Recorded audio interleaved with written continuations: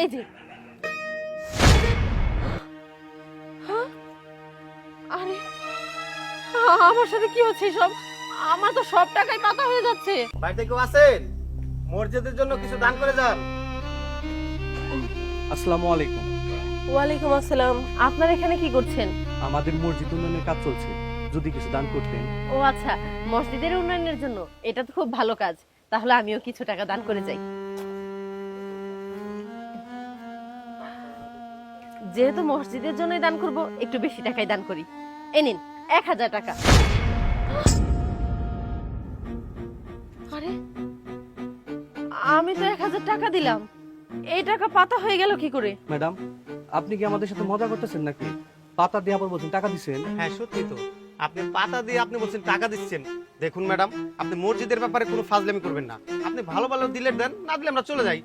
দেখেন ভাই, আপনারা বিশ্বাস করেন, আমি তো আপনাদের চোখের সামনেই টাকাটা দিলাম, কিন্তু এই টাকা পাতা হয়ে গেল কেন?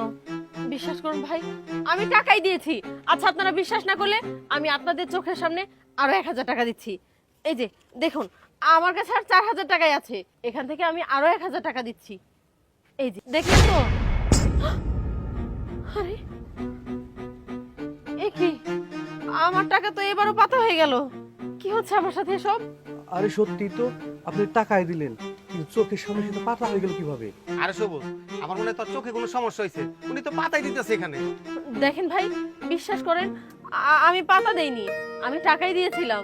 কিন্তু আমি বুঝতে পারছি না আমার প্রত্যেকবার টাকাগুলি পাতা কেন হয়ে যাচ্ছে। ভাইয়া আপনারা শান্ত হন। এই যে আমার কাছে আর 3000 টাকা আছে, আমি এই 3000 টাকা একবারে দিয়ে দিব।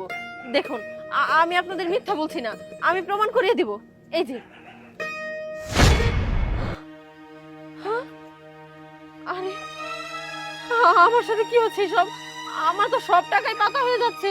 সবুজ, আমার না অনেক ভয় লাগতেছে। ম্যাডাম, হয় আপনি এখান থেকে যান, না হয় আমরা এখান থেকে চলে যাই। সবুজ চল, আমরা অন্য জায়গা থেকে টাকা তুলে আনেছি। ঠিক আছে চল। আরে ভাই, কি হচ্ছে আমার সাথে? আমি তো তাদের সামনে টাকাই দিলাম, কিন্তু আমার সবগুলো টাকা পাতা হয়ে যাচ্ছে কেন? আমি তো কিছু বুঝতে পারছি না। আরে আপনি কে? আমি কে আর কই থেকে আসছি এটা তোর জানতে হবে না। আগে বল, তুই কি করিস? আমি কি কাজ করি এটা আপনাকে কেন বলবো? আগে বলেন আপনি কে? আমি একজন হুজুর মানুষ। হুজুর? তার মানে ওনাকে যদি এই টাকা আর পাতার রহস্য জিজ্ঞেস করি, উনি নিশ্চয়ই বলতে পারবে। এক কাজ করি, ওনাকে জিজ্ঞেস করি। আচ্ছা হুজুর, আপনি বলুন না, কিছুক্ষণ আগে আমার বাড়ির সামনে মসজিদের উন্নয়নের জন্য টাকা তুলতে এসেছিল। আমি তাদের 1000 টাকা দান করতে গেলাম, কিন্তু সঙ্গে সঙ্গে সবার চোখের সামনে সেই 1000 টাকার নোট এই পাতা হয়ে গেল। তারপর ওরা বিশ্বাস করতে চাইছিল না। ওদের বিশ্বাস করানোর জন্য আমি ওদের চোখের সামনে আবারও 1000 টাকা দিলাম। হঠাৎ সেই টাকাটাও আবার পাতা হয়ে গেল। একে একে আমি তৃতীয়বার 3000 টাকার নোট একসাথে দিই, কিন্তু সেই টাকাগুলোও পাতা হয়ে যায়। আমার সাথে এরকম কেন হচ্ছে হুজুর? আমি তোর সব কথার উত্তর দেব। আগে বল, তুই কি করিস আর তোর স্বামী কি কাজ করে? যে হুজুর, আমার স্বামী বিদেশে থাকে আর আমি দেশেই একটা ব্যবসা করি। ও, তার মানে তুই সুদের ব্যবসা করিস? হ্যাঁ হুজুর, আপনি ঠিকই বলেছেন, আমি সুদের ব্যবসা করি। আমার স্বামী বিদেশ থেকে যে টাকাগুলো আমার কাছে পাঠায়, আমি সেই টাকা দিয়ে সুদের ব্যবসা করি। বুঝতে পেরেছি, সেই জন্যেই তোর ওই পাপের টাকা ওই মসজিদে নেয় না। শোন, তোর স্বামী কষ্ট করে মাথার গাম পায়ে ফেলি যে টাকা উপার্জন করে, সেই টাকা যে তুই সুদের ব্যবসা করিস, আর এই টাকা কেমনে মসজিদে যাবে তুই বল? কোনো পাপের টাকা ওই মসজিদে গ্রহণ করে না। তুই যদি তোর স্বামীর হালাল উপার্জিত টাকা ওই মসজিদে দিতি, তাহলে এই টাকা ঠিকই মসজিদে নিত। আর তুই কি জানিস না যে লোভে পাপ আর পাপে মৃত্যু? তুই এই সমস্ত জানা সত্ত্বেও কেন তুই এই পাপ কাজে নিযুক্ত হয়েছিস? পৃথিবীতে সবচেয়ে জঘন্য কাম হচ্ছে সুদ খাওয়া। আরে আল্লাহ তো এই কাজটা 70 বার নিষেধ করে দিয়েছে, তার সত্ত্বেও তুই কেন সুদ খাস? আজ যেমন তোর টাকা মসজিদে গ্রহণ করলো না, একদিন দেখবি তুই মৃত্যুর পর ওই কবরও তোকে গ্রহণ করবে না। আল্লাহর দোহাই লাগে হুজুর, আপনি থামুন, আর বলবেন না। আমার খুব ভয় করছে। আমি বুঝতে পেরেছি আমি অনেক বড় পাপ কাজ করে ফেলেছি। আমি আর কখনো সুদ খাবো না। সত্যিই তো, এটা পাপের টাকা, এটা হারাম টাকা। এই টাকা কেনই বা মসজিদে নিবে? আমি এই পাপ কাজের সাথে আর নিয়ে যেতে থাকবো না হুজুর।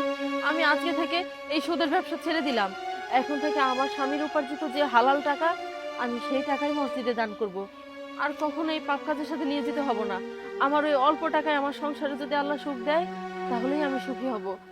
আমি বেশি টাকা চাই না, আমি আর লোভ করতে চাই না। আমি সাধারণ আর 5টা মানুষের মতো বাঁচতে চাই।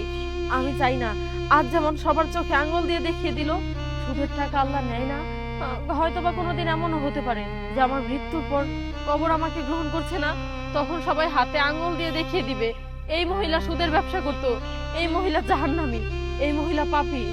আমি চাই না এই কাজের সাথে আর কখনো নিয়ে যেতে থাকতে। হুজুর, আমি আজকে আপনাকে কথা দিচ্ছি, আজকের পর থেকে আমি সুদের ব্যবসা ছেড়ে দিলাম।